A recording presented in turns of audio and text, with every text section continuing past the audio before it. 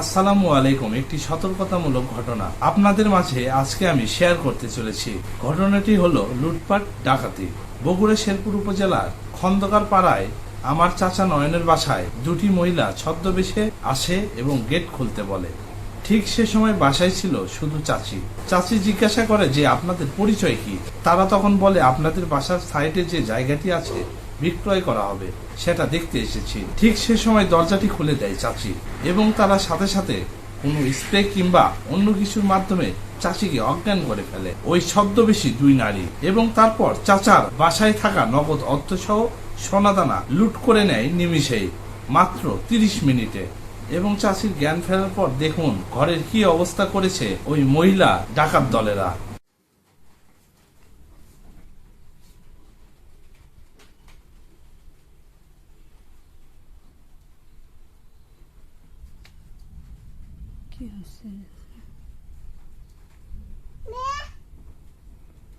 পরিশেষে আমরা থানায় জিডি করেছি এবং প্রশাসন এসে এলাকার ভেতর সন্দেহজনক জায়গার সিসিটিভি ফুটেজ দেখেছে, কিন্তু সন্দেহজনক কোনো ফুটেজ পায়নি তারা। পরিশেষে একটাই কথা, আমরা এর মাধ্যমে শিক্ষা পেলাম, অপরিচিত কেউ বাসায় এসে গেট খুলতে বললে আমরা গেট খুলবো না।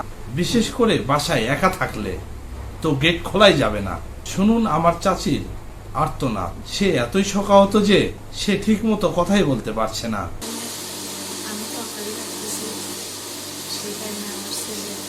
মেয়েকে না পুরো বাসায় গেছে, তারপরে দুটো মহিলা আসে বাড়ি থেকে আসে যারা বিষয়ে কথা বলতেছে, তারপরে দরজায় ডাক দিয়ে আমার বলতেছে যে খুলে তো কোন জায়গা বিক্রি হবে।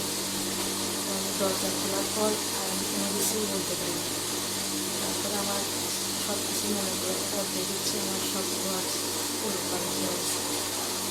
আমার ছেলে 1 লাখ টাকা ছিল, 1 ভরি গহনা ছিল, যা ছিল বাসায় সব নিয়ে যাবে।